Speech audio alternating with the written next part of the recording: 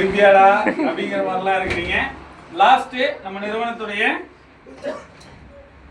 Last posting, last இல்ல gold manager, பிளாட்டினமுக்கு ஒரு படி மேல கோல்டு மேனேஜர் அப்படிங்கிற அந்த போஸ்டிங் அச்சீவ்மெண்ட் பண்ணி இருக்கக்கூடிய நம்ம நிறுவனத்துடைய ஷார்ட் பீரியட்ல இன்னைக்கு ஒரு வாரம் கிட்டத்தட்ட 25,200 ரூபாய் சம்பாதிக்க முடியும் அப்படிங்கிறத ஒரு வாரம் 7 நாள் பேமெண்ட், மாசம்லாம் கிடையாதுங்க. நீங்க போடும்போது உங்களுக்கு எக்ஸ்பிளைன் பண்ணும்போது நீங்க என்ன வேணாலும் நினைச்சிருக்கலாம், இதெல்லாம் நடக்குமா, சாத்தியமாகுமா, இல்ல இதை பார்க்கும்போது 10,000 கொடுத்துருவாங்களா, 15,000 கொடுத்துருவாங்க, மாசம் தான் சொல்லியிருப்பாங்க. ஆனா வாரமே 25,200 ரூபாய் சம்பாதிக்க முடியும் அப்படின்னு சொல்லி ப்ரூவ் பண்ண நம்ம நிறுவனத்துடைய பிளாட்டினம் இல்ல நம்ம நிறுவனத்துடைய கோல்டு மேனேஜர் லேடிஸ்ல பக்கத்துல எனக்கு தெரியும். நம்ம நிறுவனத்துடைய பிளாட்டினம் லீடர் போஸ்டிங்ல இருந்து தனக்கு கீழே நிறைய சில்வர் லீடர்களையும் நிறைய ஸ்மார்ட் அச்சீவர்களையும் நிறைய பிளாட்டினம் லீடர்களையும் உருவாக்கி இன்னைக்கு கோல்டு மேனேஜர் அப்படிங்கிற அந்த போஸ்டிங் அச்சீவ்மெண்ட் பண்ணி இருக்கக்கூடிய எம் சத்யபிரியா.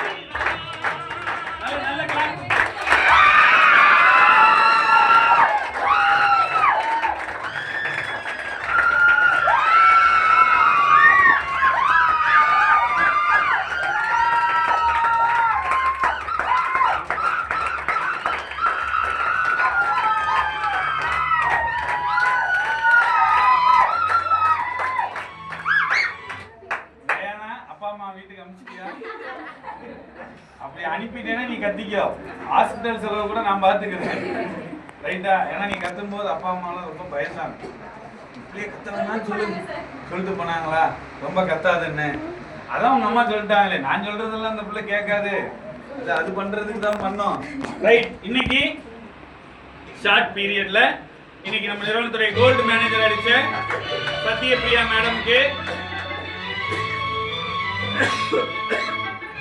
கௌரவிக்கிறதுக்காக அவங்க டீமை வழிநடத்தக்கூடிய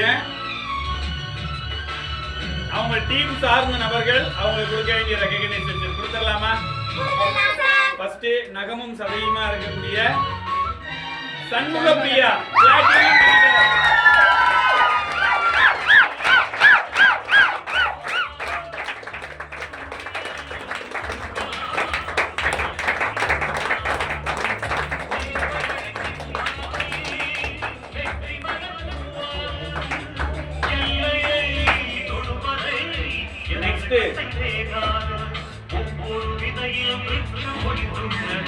நெக்ஸ்ட் வர வச்சிடலாமா? நம்ம கூடுவாஞ்சேரி ஏரியா டான் மகளிர் அணியின் தலைவி Divyalakshmi, come on the stage.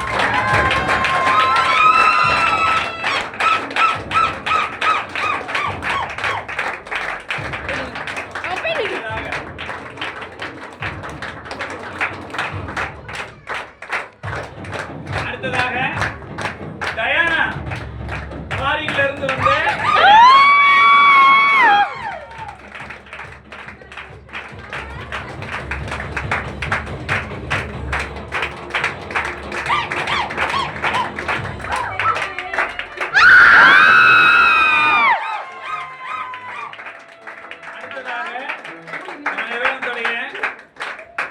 College student platinum leader, அவரும் கிட்டத்தட்ட ஒரு வாரம் 10,500 ரூபாய் சம்பாதிச்ச நபர். அவருக்கு ரெகக்னைசேஷன் எல்லாமே யூடியூப்ல நடந்திருக்கும்.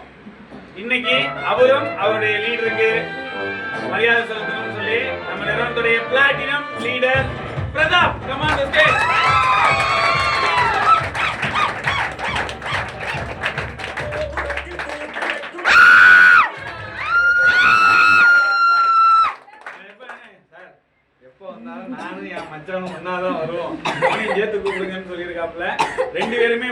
போஸ்டிங், ஒரே டைம்ல ஜாயினிங், ஒரே போஸ்டிங். இன்னைக்கு அவரையும் வர வச்சிடலாம். அவரும் நம்ம நிறுவனத்துடைய பிளாட்டினம் லீடர் கிருஷ்ணன். கமாண்ட்.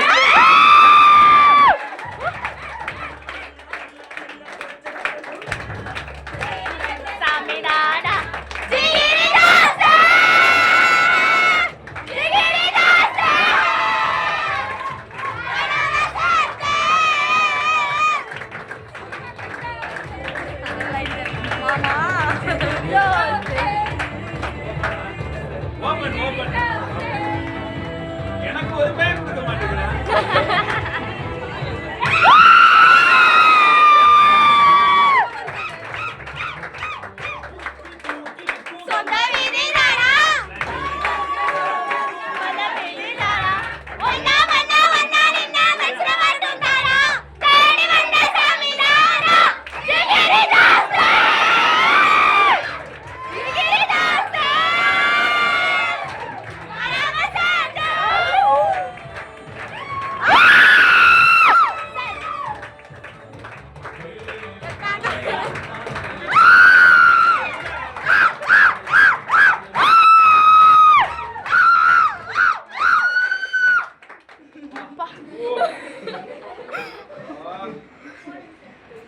ஓடுங்க சார் பாட்டு. அடுத்ததாக நம்ம நிறுவனத்தின் சகாயம்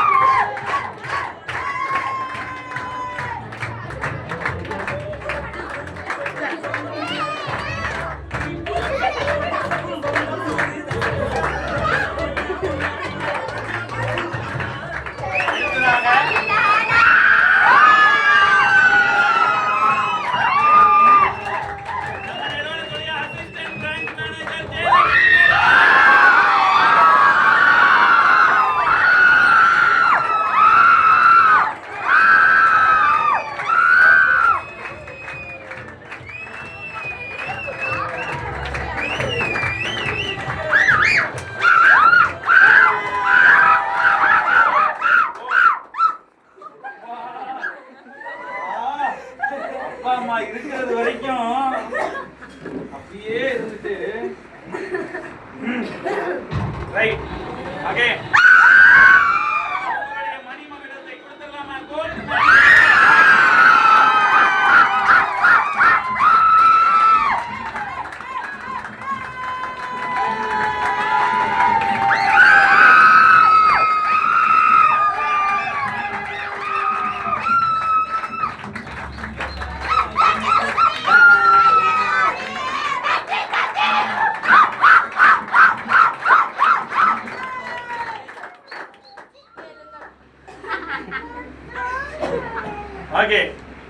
ரைட்.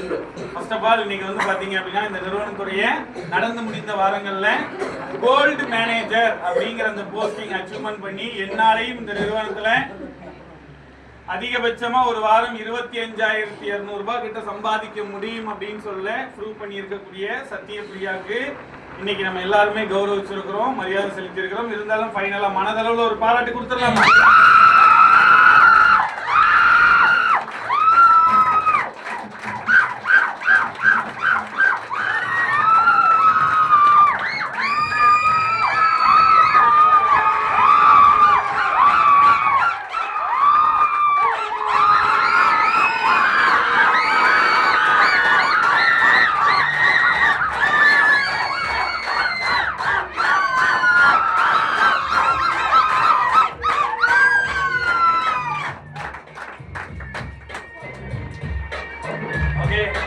பேச வச்சிடலாமா? இவ்வளவு தூரத்துக்கு கஷ்டப்பட்டு இருக்கிறாங்க, உழைச்சிருக்கிறாங்க, ஹார்ட் ஒர்க் பண்ணி இருக்கிறாங்க. சும்மா கிடைக்கல, பயங்கரமான போராட்டத்துக்கு அப்புறமா தான் கிடைச்சிருக்கு. கரெக்டா? போராடினாதான் வெற்றி கிடைக்கும். கரெக்டா? போராடாம எந்த வெற்றியுமே கரெக்டா? நல்ல எனர்ஜெட்டிக்கான ஒரு பாராட்டோட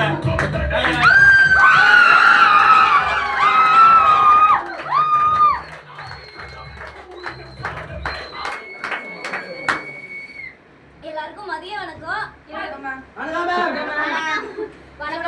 என்னோட பேர் பாத்தீங்கன்னா சத்யபிரியா. முதல்ல எம்டி சாருக்கு, எம் சக்திவேல் சாருக்கு முதல்ல நான் நன்றி கூறுகிறேன். ஏன்னா வாரம் சேலரின்றது 12 மணி ஆனாலும் சரி 11:59 அது வரைக்கும் எங்களுக்காக நின்று ஐடி லாகின் பண்ணி அதுக்கப்புறமா எங்களுக்கு சேலரின்றது அவர் தான் எப்பவுமே பண்ணிட்டு இருக்காரு. தூக்கன்றது எந்த நேரத்தில் ஃபோன் பண்ணா கூட அவர் ஐடி லாகின் பண்ணிட்டு நம்ம டீமுக்காக வேலை செய்யணும், டீமுக்காக உழைக்கணும்னு சொல்லிட்டு நின்றதுனால தான் இப்போ அவர் எம்டி சாருன்னு சொல்லிட்டு ஒரு ஸ்டேஜில் நிற்கிறாரு. முதல்ல அவருக்கு ஒரு நன்றி சொல்லிக்கிறேன்.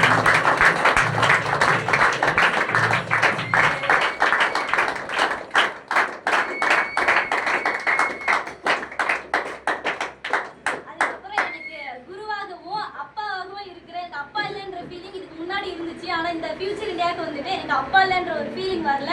ஏன்னா எங்கள் அப்பாவோட கேரக்டர் மாதிரி தான் என் சோமு சாரும் இருக்காரு. எங்கள் அப்பா ஏதாவது சின்ன தப்பு பண்ணியிருக்கேன் அப்படின்னா அதட்டி சொல்ல மாட்டார், பொறுமையாக தான் சொல்லுவார். அதே மாதிரி தான் எல்லா நடவடிக்கையிலேருந்து எல்லாமே அவர் மாதிரி தான் இருக்கும். எனக்கு அப்பாவே கூட இது வரைக்கும் என் லைஃப்பில் கூட வரைக்கும் இருக்கிறார், கண்டிப்பாக இருக்காரு.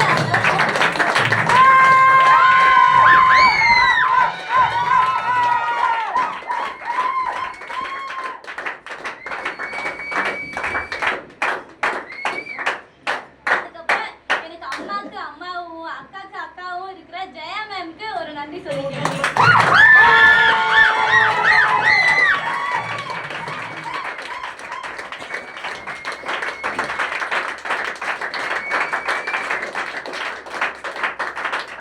எனக்கு இந்த உலகத்திலே ரொம்ப பிடிச்சதுன்னா எங்க அண்ணன் தான்.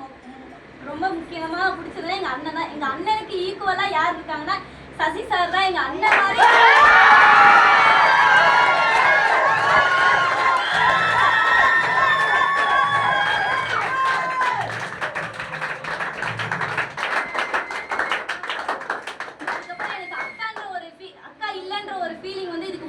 இருந்துச்சு. என்னடா எல்லாருக்கும் அக்கா அக்கா அக்கான்னு சொல்றாங்களே அப்படின்ற ஒரு இது, மத்தவங்களாம் அக்கா இருக்கும்போது அக்கான்னு சொல்றாங்களே, அக்கானா என்ன ஒரு ஃபீலிங்ல இருக்குன்ற ஒரு உணர்வு கூட நான் எனக்கு கிடைச்சதே கிடையாது. ஆனா இங்க எனக்கு வந்துட்டு அக்கான்ற உணர்வு, நான் எவ்வளவு டவுன் ஆனாலும் சரி அப்பானாலும் சரி எல்லா கடைசி வரைக்குமே கூட இருந்தது உமா மகேஸ்வரி மேம் தான்.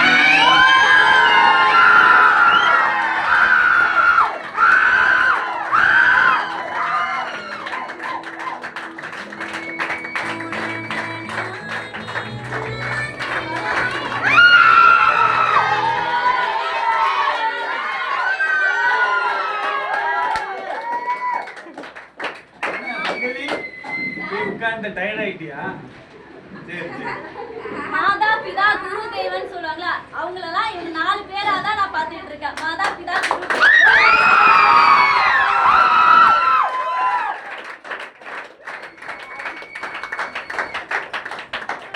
என்ன இந்த இடத்துல நிக்க வச்ச என் டீம் மெம்பர்ஸ் எல்லாம்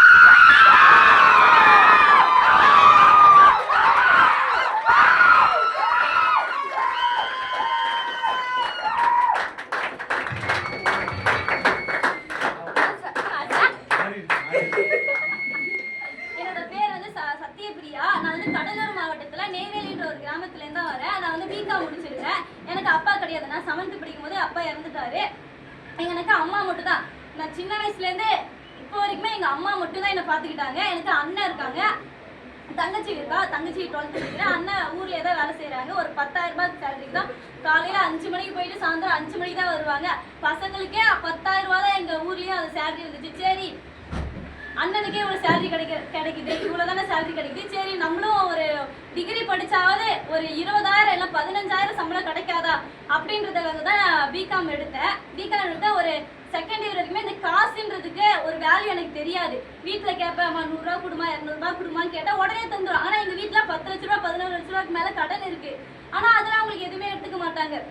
சரி பாப்பா கேக்குது கொடுத்துருவோம். ஏன்னா கஷ்டம் இல்லாம வளர்க்கணும்னு சொல்லிட்டு எங்க அம்மா பாப்பாங்க. அதனால ஒரு கஷ்டம் கூட, ஒரு அடி திட்டு, நான் என்ன தப்பு பண்ணியிருந்தாலும் பொறுமையா சொல்லுவாங்க. திட்டு அடின்றத எங்க வீட்டுல பண்ணதே கிடையாது. செகண்ட் இயர் வரைக்கும் அந்த காசுன்ற ஒரு வேல்யூ எனக்கு தெரியாது. காசு தானே, ஒரு பேப்பர் மாதிரி செலவு பண்ணுவேன். என்னாலே எங்க வீட்டுக்கு நிறைய கடன் வந்திருக்கும். 3rd இயர் போற ஆரம்பிச்சேன். செம்மு ஃபீஸ் கட்டணும். ஒரு வருஷத்துக்கு 10,000 ரூபாய் கட்டணும். ஒரு 6 மாசத்துக்கு ஒரு வாட்டினா 5,000 கட்டணும். அந்த 5,000 ரூபாய் கட்ட முடியாம காலேஜ்ல இருந்து வெளியெல்லாம் நின்றுருக்கேன். வீட்டுல என்ன சொல்லுவாங்க, நான் கட்டிடுறேன்ப்பா கொஞ்சம் பர்மிஷன் கேளு அப்படின்னு சொல்லுவேன். நானே எவ்வளவு சொல்லுங்க, அம்மா திட்டுவேன், எதுக்குமா என்ன படிக்க வச்சீங்க, முதல்ல எதுக்கு என்ன பெத்தீங்க, உங்களால படிக்க வைக்க முடியலன்னா எதுக்கு என்ன பெத்தீங்க அப்படின்னு சொல்லி எங்க அம்மா என்ன வேலை கேள்வி. எங்க அம்மா சொன்னா அந்த நேரத்துல இருப்பா, நான் கட்டிடுறேன், கேட்டிருக்கேன், தந்துருவாங்க சொல்லுவாங்க. ஆனா அவங்க சூழ்நிலையில நான் பார்க்கவே மாட்டேன். எனக்கு காசு வேணும், எனக்கு காலேஜ் படிக்கணும், நான் எல்லாரும் முன்னாடி அசிங்கப்படக்கூடாது மட்டும் என்னை பத்தி மட்டும் தான் நினைச்சேனே தவிர எங்க அம்மாவை பத்தி நான் நினைக்கவே இல்லை. சரின்னு சொல்லிட்டு, சரி அம்மாவே நம்பிட்டு இருக்க முடியாது, அம்மா இதுக்கு மேலே பண்ண மாட்டாங்க அப்படின்ற ஒரு ஸ்டேஜுக்கு போய் சரி ஒரு பார்ட் டைமே வேலை பார்க்கலான்னு சொல்லிட்டு ஒரு மளிகை கடையில் போய் வேலைக்கு போனேன். சரி வேலை தானே, வேலைனா ஈஸியாக செஞ்சிருவாங்க. அம்மாலாம் சொல்லுவாங்க கஷ்டமா இருக்கு அப்படிலாம் பக்கத்தில் சொல்லுவாங்க. எங்கள்கிட்ட சொல்ல மாட்டேன். என்னடா வேலை தானே, இது ஏன் கஷ்டமா இருக்க போது, நான் சம்பாரிச்சு நான் காலேஜ் முடிச்சுட்டு நான் ஒரு நல்ல வேலைக்கு போக போறேன் அப்படின்ற ஒரு நிலைமையில இருந்தேன். சரி பார்ட் டைமா பார்க்கலாம்னு ஒரு மளிகை கடையில் வேலைக்கு போனேன். காலையில 6 மணிக்கு போனேன்னா 9 மணி வரைக்கும் வேலை செய்வேன். 9 எப்பவுமே எனக்கு பார்ட் டைமே எப்போ வேலைக்கு போறேனோ செகண்ட் பீரியட் தான் காலேஜ்குள்ளே போய் எல்லா மேமும் திட்டுவாங்க, ஏன் எப்பவும் செகண்ட் பீரியட் வரேன்னு. ஏன்னா 9 மணினா கரெக்டாக 9 மணிக்கு கடையில் விட மாட்டாங்க. அந்த லாஸ்ட் நேரம்னு பார்த்தா இந்த வேலை பாரு அந்த வேலை பாருன்னு சொல்லுவாங்க. நிறைய நாள் காலேஜ் லீவ் போட்டுலாம் கடைக்கு போயிட்டு 2 மணிக்கு காலேஜ் முடியும், 2:30க்குள்ளெல்லாம் கடைக்கு வந்துட்டு நைட்டு 9:30 10 மணி வரைக்கும் வேலை செஞ்சா மட்டும் தான் ஒரு நாளைக்கு 100 ரூபாய் 150 ரூபான்றது தருவாங்க. ஒரு நாளைக்கு 100 ரூபான்னு பார்த்தா மாசத்துக்கு ஒரு 3000 வருதுல்ல, அதை நான் ஒரு 2 மாசம் சேர்த்து வச்சுனா என் செம்ம ஃபீஸ் கட்டுவேனே அப்படின்றதுக்காக மட்டும்தான் வேலை செய்வேன். எங்க வீட்டுல ஒரு ஆள் கூட என்ன திட்டினது கிடையாது. அப்பா இல்லன்ற ஒரு ஃபீலிங் இல்லாம தான் வளர்த்தேன். ஆனா அங்க இருக்கவங்க எல்லாம் திட்டுவாங்க, அப்பா இல்லாத பொண்ணு எதுக்கு நீ வேலைக்கு வர அப்படி இப்படி என்னென்னவோ திட்டுவாங்க. அதெல்லாம் சகிச்சுக்கிட்டு அப்புறம் ரொம்ப நேரம் நிக்கவே முடியல. சரி என்னடா பண்ணலாம் அப்படின்னு சொல்லிட்டு காலேஜ் முடிச்சாச்சு. எல்லாம் சொல்லுவாங்க சரி காலேஜ் முடிச்சாச்சு ஒரு நல்ல வேலைக்கு போவேன் அப்படின்னு சொல்லிட்டு மே மாசத்துல முடிச்சேன். சரின்னு சொல்லிட்டு ஒரு 20 நாள் ஒரு கேபிஆர்னு ஒரு கம்பெனில கோயம்புத்தூர்ல வேலை செஞ்சேன். அங்கே சிஸ்டம் ஒர்க் தான் சொன்னாங்க. சரி போய் செய்வோமே அப்படின்னு சொல்லி பார்த்தேன். சும்மா நார்மலா உட்காந்துட்டு சும்மா சிஸ்டம்ல கட்டிட்டு இருக்கிற மாதிரி வேலை தான். ஆனா அங்க பார்த்தா 10,000 ரூபாய் சேலரி தான். பிஎஃப் அதெல்லாம் பிடிச்சி போக 9,000 தான் தருவாங்க. சரி இதை வச்சு எப்படா எங்க வீட்டு கஷ்டத்தை மாத்துவேன். நானே 11 லட்ச ரூபாய்க்கு கடன் இருக்கு, எப்படிடா எங்க வீட்டு கஷ்டத்தை நான் மாத்துவேன். எங்க அண்ணன் கடைசி வரைக்குமே என்னையே பார்த்துட்டு இருக்காங்களே, எப்படா நான் அவங்கள எப்படா பாத்துக்க போறேன் அப்படின்றது எனக்கு அப்பதான் தோணுச்சு. சரி ஏதோ ஒரு நல்ல வேலைக்கு போகலாம் அப்படின்னு சொன்னப்பதான் என் ஃப்ரெண்டு மூலயமா சென்னைக்கு வரலான்ற ஒரு முடிவு எடுத்தேன். எல்லாம் ஒரு பக்கம் என்ன சொன்னாங்க, சென்னைக்கு போனா லைஃபே மாறிடும், வாழ்க்கையே மாறிடும், கடனே இருக்காது அப்படின்னு ஒரு பக்கம் சொன்னாங்க. இன்னொரு பக்கம் என்ன சொன்னாங்க, சென்னைக்கு போறியா புதுசா போறால உன்னை ஏமாத்திடுவாங்க, சென்னைக்கே போகாத.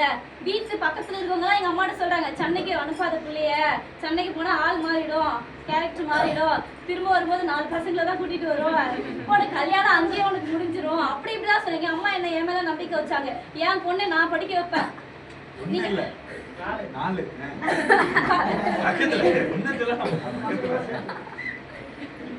அப்ப எங்க அம்மா சொன்னாங்க என் பொண்ணை பத்தி எனக்கு தெரியும், 1000 பேர் சொல்றீங்க எனக்கு தெரியும் என் பொண்ணை பத்தி அப்படின்னு சொல்லி அவங்க சொன்னாங்க. ஆனா எனக்கு தெரியாது, அது யாரோ சொல்லிதான் அது எனக்கு இப்பதான் அதுவும் தெரிய வந்துச்சு.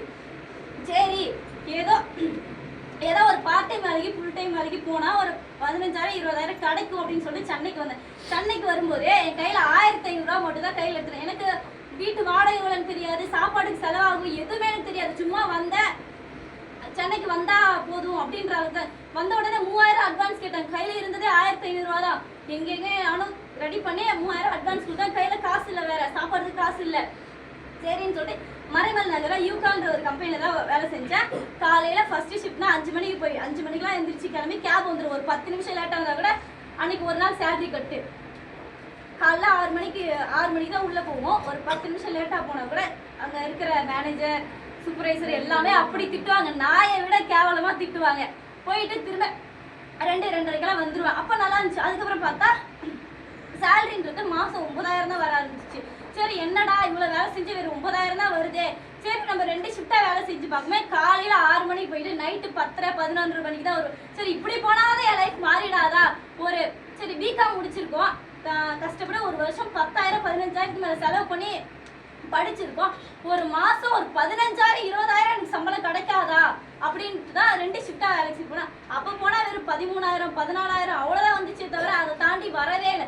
என்னடா நம்ம லைஃப் இதோட போயிடும் போல, நம்ம கடவுளே ஒன்று இல்லை போல, கடைசி வரையும் நம்ம கஷ்டப்படணும் மட்டும்தான் நம்ம விதியில் எழுதி வச்சிருக்கு போல அப்படின்னு நினச்சி நான் மட்டும் தனியாக புலம்பிட்டு இருந்தேன்.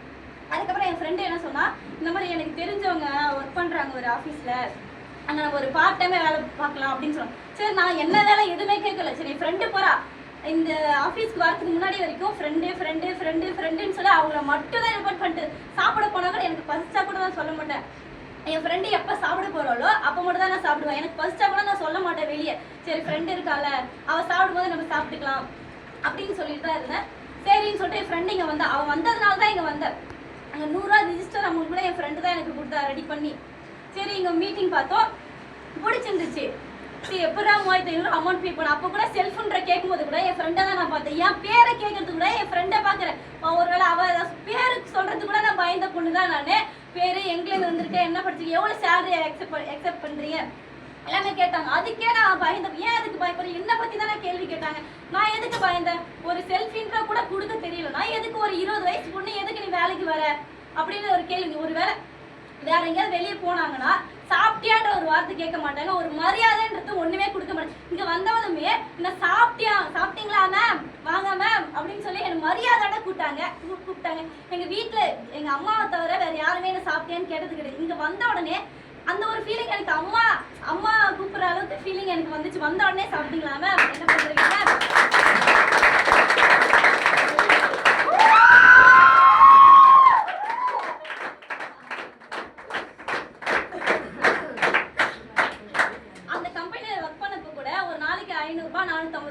சொல்லுவாங்க, ஆனா அதுல இருந்து குறைச்சுதான் தருவாங்க. சரி தீபாவளி கூட லீவ் போடாம ஊருக்கு போகாம அன்னைக்குன்னு பார்த்து ஒரு நாளைக்கு 400 ரூபாய் சேலரி கிடையாது, ஒரு நாளைக்கு 1700 ரூபாய். இந்த காசுப்பட்டு பணம்னு சொல்லிட்டு அதுக்காக ஆசைப்பட்டு நாய் மாதிரி அங்க ஓடிட்டே இருப்போம். 2 நாள் 2 ஷிஃப்ட் எக்ஸ்ட்ரா கூட பார்ப்போம்.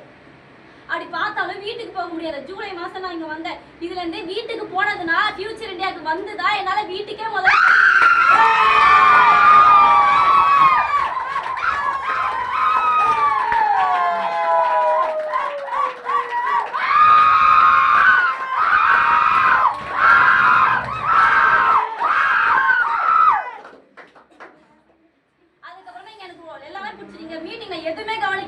அவங்க என்ன சொன்னாங்க, ஒரு வாரம் 700ல இருந்து 70,000 வரைக்கும் சம்பாதிக்க முடியும்னு சொன்னாங்க. அது மட்டும் தான் எனக்கு காதுல விழுந்துச்சு தவிர மற்ற எதுவுமே எனக்கு அதுல என்ன ஒர்க்கு எவ்வளவு வாரம் எதுவுமே எனக்கு வரல. 700ல இருந்து 70,000 சம்பாதிக்க முடியும் அப்படின்னு மட்டும் தான் சொன்னாங்க. சரி 70,000 சொல்றாங்களே, அங்க போய் நாய் மாதிரி நாயோட கேவலமா வேலை செய்யறோம். ஒரு 13,000-14,000 வேலை செய்றீங்க, 70,000 வரைக்கும் சொல்றாங்க. ஏன் நம்மளால ஒரு 40,000 வாங்க முடியாதா அப்படின்னு சொல்லிட்டு தான் நானும் யார்கிட்ட ஜாயின் பண்ண 3000 அமௌண்ட் கேட்டாங்க ஒருத்தவங்கிட்ட. அப்போ கூட எனக்கு ரீசார்ஜ் கிடையாது. மேம் ஃபோன்லேருந்து ஹாட்ஸ்பாட் கனெக்ட் பண்ணி வாட்ஸ்அப்பில் ஒரு ஆள்கிட்ட காலையில் மெசேஜ்னு சொல்லிட்டு 10 ரூபாய் 20 ஆள் அப்படி ஒரு ஆள்கிட்ட 10 ரூபான்னு கேட்டால் கூட 10 பேர் 100 ரூபா ஆகுமே, அது ஒரு இன்னொரு 10 பேருக்கு கேட்டால் 200 ரூபாய் ஆகுமே அப்படின்னு சொல்லிட்டு ஒரு ஆள்கிட்ட 10 ரூபாய் 50 ரூபாய் 100 ரூபாய் 500 ரூபான்னு சொல்லிட்டு ஒன்னொன்னா கேட்டுட்டு இருக்கேன். ஒரு ஆள் கூட கொடுக்கவே இல்லை எனக்கு. இதுக்கு முன்னாடி வரைக்கும் அவங்களுக்கு தேவையப்ப கால் பண்ணிக்க, ஓ ஃப்ரெண்டு சரி ஏதோ கஷ்டப்படுறாங்கன்னு சொல்லி யாருக்கும் கடன் வாங்கியெல்லாம் கொடுத்துங்க. ஆனால் நான் ஒன்று கேட்கும்போது எனக்குன்னு சொல்லி ஒரு ஆள் கூட நீ ஹெல்ப் பண்ணலை. இங்கே வந்து எனக்கு ஃப்ரெண்ட்ஸு இங்கே உள்ளே வரும்போதே நெகட்டிவாக இருக்கிற எல்லாருமே பாசிட்டிவாக மாறிடுவாங்க ஃபியூச்சர் இந்தியாவுக்கு.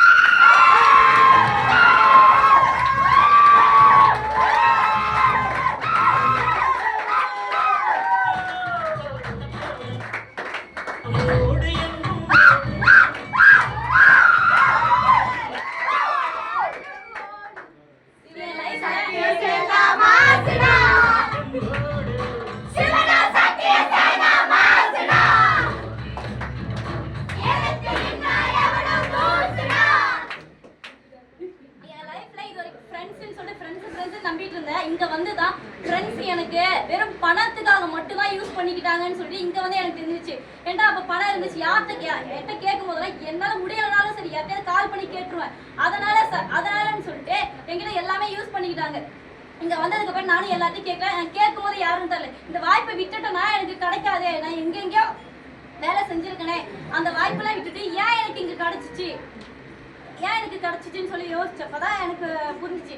சரி நம்ம கடவுள் என்ன பார்ப்பாரு, நீ ஒரு சம்பாதிக்கிற அளவுக்கு போற, இல்லை காசு பணம் உனக்கு தேவைன்னா அந்த காசுக்காக நீ எவ்வளவு கஷ்டப்படுற, அந்த வாய்ப்புக்காக நீ எவ்வளவு கஷ்டப்படுறன்னு சொல்லிட்டு அவர் அங்கிருந்து நோட் பண்ணிட்டே இருப்பாரு. நீ கடைசி நிமிஷம் வரைக்குமே நீ போராடினா அந்த காசுன்றது உனக்கு கிடைக்கும். மேம் சொன்னாங்க என்ன போல் தான் வாழ்க்கை, நீ பணம் கிடைக்கும்னு சொல்லிட்டு நினைச்சு கால் பண்ணு அப்படின்னு சொன்னாங்க. அந்த மாதிரி ஃபுல் எனர்ஜியோட ஃபுல் பாசிட்டிவோட நினைச்சு கால் பண்ண உடனே அமௌண்ட் எனக்கு வந்துச்சு. ஏன்னா இந்த சீனியர் லெவல் மிஸ் பண்ணிட்டேன்னா எனக்கு அதை சம்பாதிக்க முடியாது. சரி கம்மியாக தான் சம்பாதிப்போம். சீனியாரிட்டி லெவல் அந்த 3500 அமௌண்ட் கட்டினா ஒரு வாரம் 70,000 சம்பாதிக்க முடியும்னு சொல்றாங்க. ஏன் எங்கெங்க எதுக்கோ செலவு பண்ணிருப்பேன். காலேஜ் ஃபீஸ் கட்டி ஒரு பிரோஜனம் கிடையாது. படிச்சுக்கு ஏற்ற மாதிரி எனக்கு வேலை எங்கேயுமே கிடைக்காது.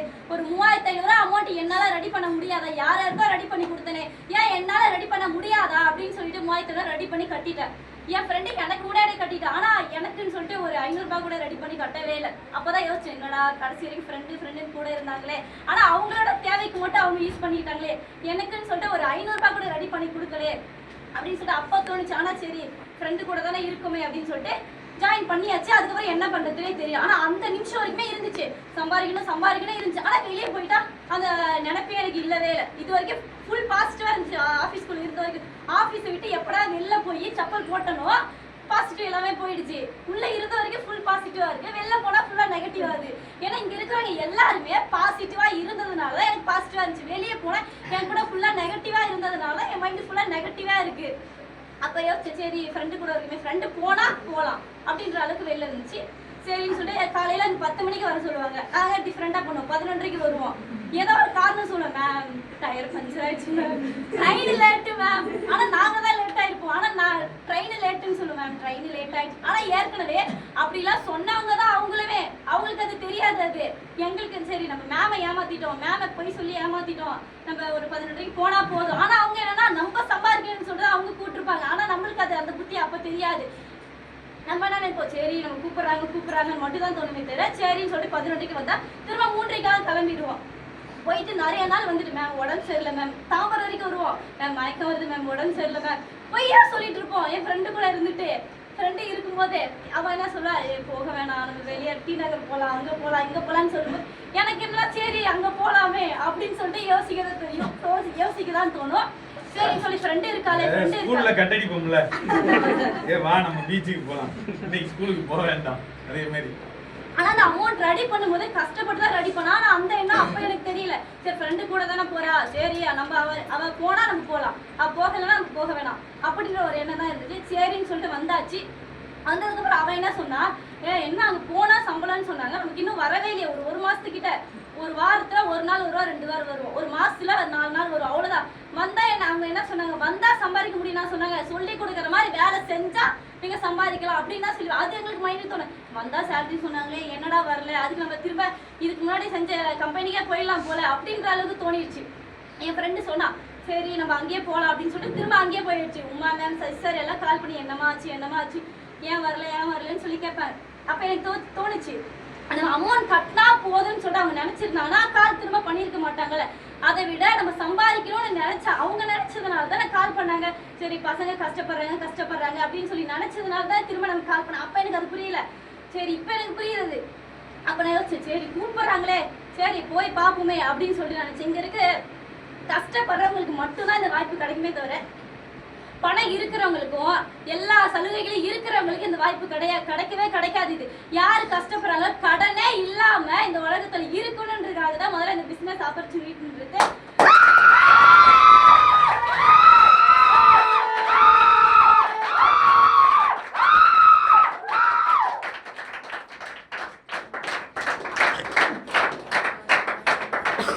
எல்லாருமே சொல்லுவாங்க 3500 தானே மேம் நீங்க ரெடி பண்ணுங்களா மேம், நான் சம்பளம் தான் தந்துடுறேன் மேம். அப்படி எங்க காசு அந்த 3500 உங்க காசுக்காக நீ யாருமே ஆசைப்படல.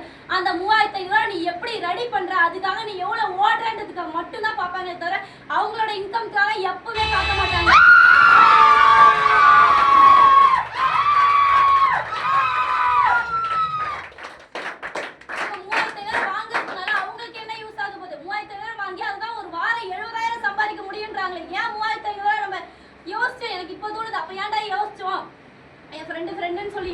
ஒரு வாரம் 70,000 சம்பாதிக்கணும், அவங்களோட தேவைக்காக ஒரு வேலை கூப்பிடுறாங்க போல அப்படின்னு. அதுக்கப்புறம் இப்பதான் ரியலைஸ் பண்றேன், ஒரு வாரம் 70,000 நம்மளுக்கு சம்பளம் தராங்க, ஆனா நம்ம கட்டினது வெறும் 3500 தானே.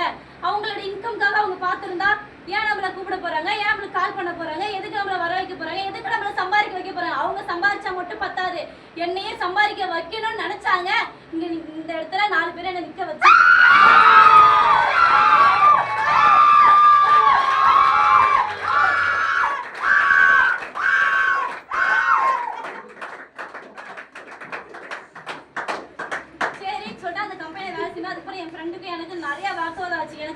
சொன்னாங்க. அங்க போலாம் போலாம்னு சொல்லி சில பேர் சொன்னாங்க. சில பேர் என்ன சொன்னாங்க, உன்னால ஆகாது, முடியாது, நடக்காது, அங்க போனா அவனை ஏமாத்திடுவாங்க, பணம் கட்டினால திரும்ப போனே வராதுன்னு சொல்லுவாங்க. சொன்ன உடனே எனக்கு போன் வரும், என்னடா இவங்க சொன்னாங்களே, ரெண்டு சைடாவும் யோசிப்பேன், நெகட்டிவாவும் யோசிப்பேன், பாசிட்டிவாவும் யோசிப்பேன். ஒரு ஸ்டடியா இருக்கவே முடியாது. என் கூட நெகட்டிவாவும் சில பேர் இருக்காங்க, பாசிட்டிவாவும் சில பேர் இருக்காங்க. யார் சொல்றது கேட்பேன். என்கிட்ட பேசுறவங்களா நல்லவங்கன்னு சொல்லிட்டு நான் நினைப்பேன். ஆனா அவங்க எனக்கு கெட்டதுதான் சொல்றாங்கன்னு சொல்லிட்டு எனக்கு தெரியாது. அது சரின்னு சொல்லிட்டு இதுக்காக வரத்துக்குலாம் அந்த இந்த ஃபியூச்சர் இந்தியாவுக்கு நான் எப்போ வரணும்னு சொல்லிட்டு எவ்வளோ எஃபெக்ட் போட்டோன்னே அப்போ என் ஃப்ரெண்டு என்னை விட்டு போயிட்டாங்க. அப்போ யோசிச்சேன், இந்த ஃபியூச்சர் இந்தியாவுக்கு நம்ம வரணும்னு ஆசைப்படும் போது நம்ம நெகட்டிவ் போயிடும். அந்த ஃப்ரெண்டு போனதுனால தான் என்னால் இந்த ஸ்டேஜில் நான் நிற்க முடியும்.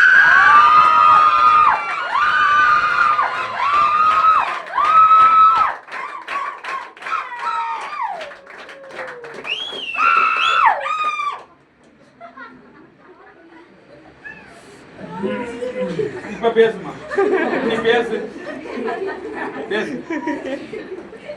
அவங்க போனதுனால தான் என்னால இந்த அளவுக்கு சம்பாதிக்க முடியும். இப்ப எனக்கு கால் பண்றாங்க, இப்ப கூட எனக்கு கால் பண்ணி ஆபீஸ் போறியா அப்படின்னு கேட்டாங்க. ஆமா போறேன்னு சொன்னேன். இல்ல நமக்கு உங்க செல்போன் கம்பெனி ஒன்று இருக்கு, நான் போறேன் நீ வான்னு சொன்னேன். இல்ல நான் வரல. என்ன நான் எவ்வளவு சம்பாரிச்சு அவங்களுக்கு ஒரு வேளை ஸ்டேட்டஸ் வைக்க கூப்பிடுறாங்களா என்னன்னு தெரியல. எனக்கு கால் பண்றாங்க, ஒரு செல்போன் கம்பெனி இருக்கு, நீ வா நம்ம போய் அங்க சம்பாதிக்கலாம், ஒரு மாசம் 15,000 தர 18. இங்க நான் ஒரு வாரமே 25,000 கேட்கலாம்.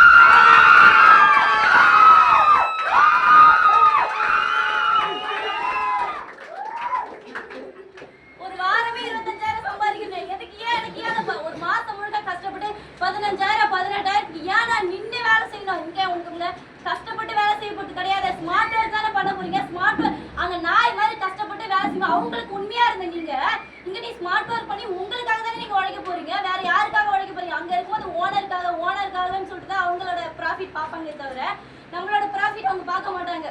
அங்க அடிப்பட்டா கூட நீங்க கிளம்பி போமா அப்படின்றவங்க. ஏன்னா அந்த அடிப்பட்ட கையோட நம்ம வேலை செஞ்சோம்னா அவங்களுக்கு இன்கம்ன்றது குறையும், வேலைன்றது குறையும். அதனாலவே நம்ம போக சொல்றேன், போயிடுமா உனக்கு நான் சேலரின்றது தந்துடுறேன் அப்படின்னு சொல்லுவாங்க. ஆனா எந்த ஒரு சம்பளம்ன்றது நமக்கு வராது.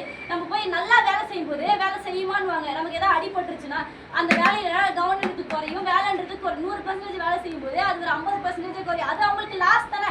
அந்த கம்பெனியில இருக்கிறவங்க அவங்க இன்கம்காக பார்ப்பாங்களா, லாஸ்க்காக பார்ப்பாங்க? இன்கம்காக தான் பார்ப்பாங்க. ஆனா இங்க அப்படி கிடையாது.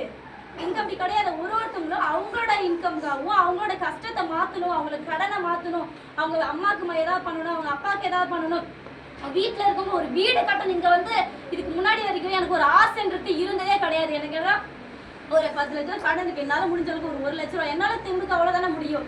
1 லட்ச ரூபா அடைச்சா போதுன்ற அளவுக்கு தான் இதுக்கு முன்னாடி வரைக்கும் இருந்துச்சு. எப்போ இந்த ஃபியூச்சர் எனக்கு வந்தானா எங்கள் அம்மாட்ட போய் நான் சொல்கிறேன், அம்மா 14 லட்ச ரூபாய் கடன் இருக்கலாமா, அது நான் ஒரு பொண்ணா நான் தனியாக அடைக்கிறேம்மா, எங்கள் அண்ணனுக்கு நான் ஒரு வீடு கட்ட.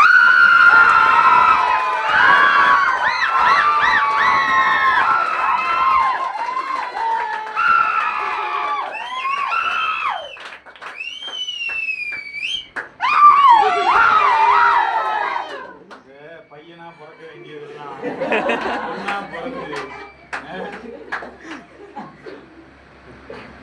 எங்க அண்ணனுக்குன்னு சொல்லி நான் உனக்கு பைக் வாங்கி தருவோமா, என் பாப்பாக்கு நான் படிச்ச காலேஜை விட நல்ல காலேஜா நான் உனக்கு என் பாப்பா நான் படிக்க வைப்பேம்மா உனக்குன்னு சொல்லி எங்க அம்மாக்கு இது வரைக்கும் ஒரு பொட்டு நகை கூட போட்டதே கிடையாது. நீ போதும் போதும்னு சொல்றாரு இருக்கு. நான் ஃபியூச்சர் இந்தியா இருக்குமா எவ்வளவு தேவை.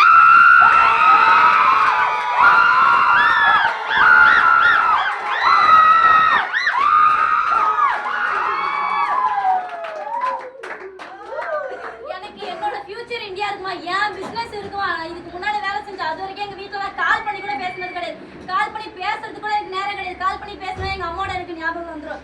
ஏன்னா இதுக்கு முன்னாடி வரைக்கும் எங்க அம்மா வீட்டு வெளியே கூட எங்கேயும் போனது கிடையாது. எங்க அம்மா டிபார்ட்மெண்ட் இருந்தா வீடு வரைக்கும். இங்க வெளியே வந்ததுக்கு அப்புறம் கம்பெனிஸ்ல வேலை செஞ்சதுக்கு வரைக்கும் என் ஃப்ரெண்டை தான் டிபெண்ட் பண்ணி தரேன். நான் தனியா நின்று எப்படி வேலை செய்யணும், எப்படி சம்பாதிக்கணும், எப்படி லைஃபை மாத்தணும், எப்படி அம்மாக்கு இது பண்ணணும், அப்பாவுக்கு இது பண்ணணும், கஷ்டத்தை எல்லாமே ஆசையா மாத்துனது இங்க வந்துதான் எனக்கு எல்லாமே ஆசையா மாத்து.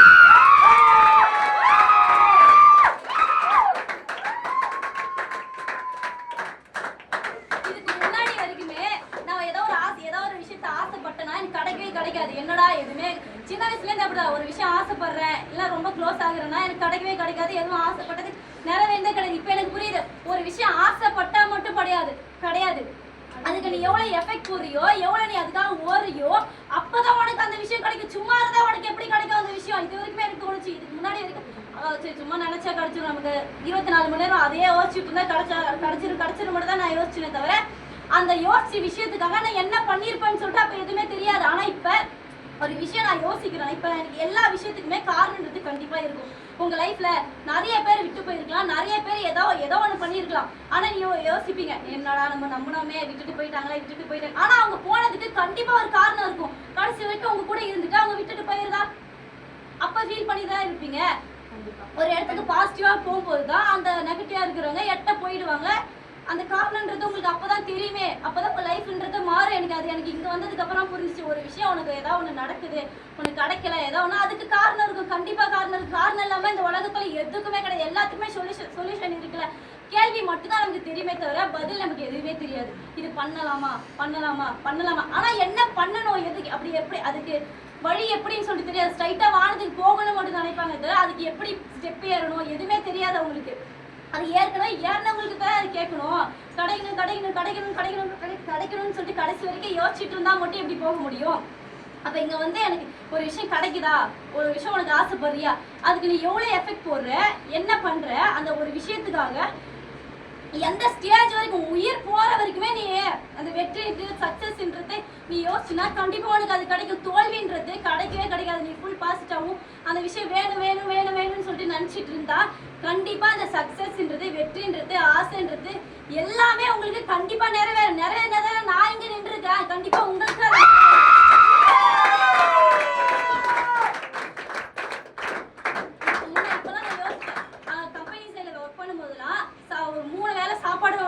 சாப்பிடுறதுக்கு காசு இருக்காது.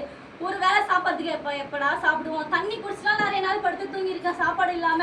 இப்போ ஏன்னா வீட்டுல இருக்கும்போது அந்த சாப்பாடை 2 வாய் சாப்பிடுவோம், போய் கொட்டிடுவேன். அப்ப யோசிக்கிறேன், முற்பகல் செய்யும் பிற்பகல் வெளியும் சொல்லுவாங்களே, அது எனக்கு நடந்துரு. அப்ப நான் சாப்பாடை வேஸ்ட் பண்ணதுனா இப்ப சாப்பாடுக்காக நாயை விட கேவலமா அதுக்காக நான் அலைஞ்சிருக்கேன். இப்ப எனக்கு புரிஞ்சு, நம்ம ஒரு விஷயம் பண்றோம்னா அதுக்கு எஃபெக்ட் கண்டிப்பா இன்னொரு நாள் நடக்கும். அப்ப நான் தப்பு பண்ண அது எனக்கு புரியல. சாப்பாடு அவ்வளவு வேஸ்ட் பண்ணதுனாலதான் இப்ப அதுக்காக நாய் மாதிரி ஓடணும்ல. இப்ப எனக்கு அது புரியுது. எனக்கு ஏன்டா அதை வேஸ்ட் பண்ணா, அதை வந்து இல்லாதவங்களுக்கு கொடுத்துருக்கலாம், ஒரு நாய்க்கு போட்டுருக்கலாமே, அதுவாது சாப்பிட்டு இருக்குமே. அப்படி ஒரு 5 ஜீவனுக்கு கூட போறதுக்கு எனக்கு அதுக்கு முன்னாடி மனசு கிடையாது. இப்ப எல்லாருக்கும் ஏதாவது பண்ணணும், எல்லாருக்கும் ஏதாவது செய்யணும், எங்க வீட்டுக்கு பண்ணணும். போய் சாமி கிட்ட போய் வேண்டும் போது கூட நம்ம என்ன பண்ணுவோம், குறிப்பிட்ட இவங்க மட்டும் தான் நல்லா இருக்கணும், எங்க அம்மா நல்லா இருக்கணும், எங்க அப்பா நல்லா இருக்கணும் யோசிக்கிறோமே தவிர எல்லாரும் நினைக்கணும் யோசிக்க மாட்டாங்க. ஆனா ஃபியூச்சர் இந்தியா அவங்க மட்டும் சம்பாரிச்சா பார்த்தாது, அவங்க லைஃப் மட்டும் மாறினா பார்த்தாது நம்ம யோசிக்க மாட்டாங்க. கஷ்டத்துல இருக்கிற, கடன்ல இருக்கிற, பண தேவையில இருக்கிற, நல்லா உண்மையா இதுக்கு முன்னாடி உழைச்சிருந்து அவங்களுக்கு எந்த பலனும் கிடைக்காதவங்களுக்கு மட்டும்தான் இந்த வாய்ப்பு கிடைக்குமே தவிர சும்மா இருக்கிறவங்களுக்கு இந்த வாய்ப்புன்றது கண்டிப்பா கிடைக்கவே கிடைக்காது.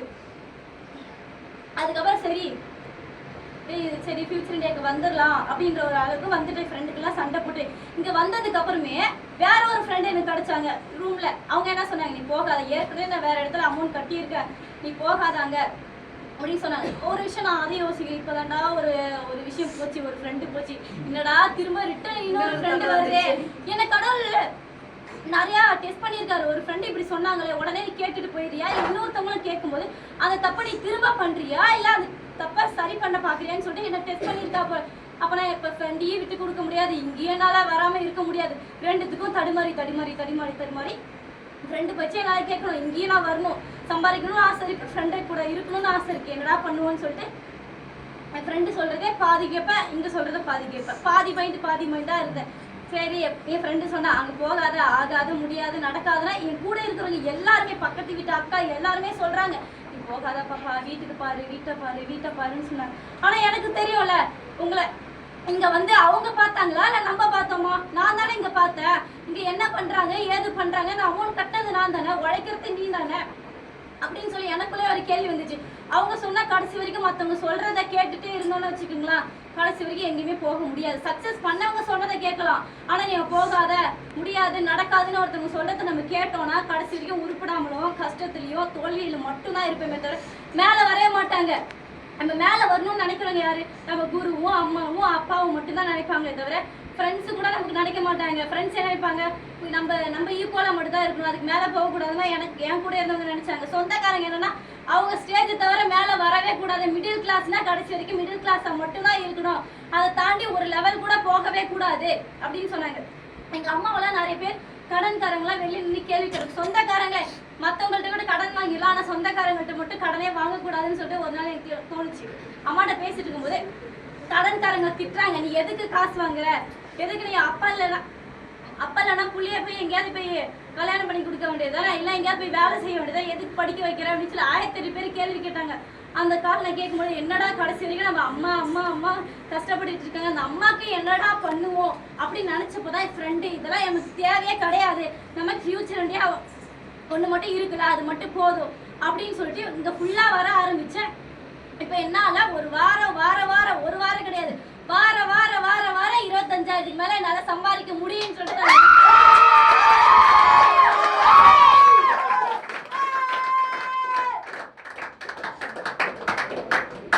இது வரைக்கும் நான் முடிக்க மாட்டேன். அடுத்து எமரால்டு போஸ்டிங், அடுத்து பேர்ல் டைரக்டர், அடுத்து டைமண்ட் டைரக்டர்னு சொல்லி ஒரு ஸ்டேஜை நானும் போய் என் டீமையும் நான் ஒரு மேலே போறேன்னா கை பிடிச்சி கண்டிப்பா என்ன ஒருத்தவங்க தூக்கிட்டு இருப்பேன். அதே மாதிரி நான் போறது மட்டும் இல்லாம என்னோட டீம்ல இருக்க ஒவ்வொருத்தருமே கையை பிடிச்சி கண்டிப்பா தூக்கி மேல வந்து எல்லாரையுமே மேல வந்து ஏற்றி சக்சஸ்ன்ற ஒரு ஸ்டேஜ்ல இங்க இடமே இல்லாதவங்க என் டீமா வர.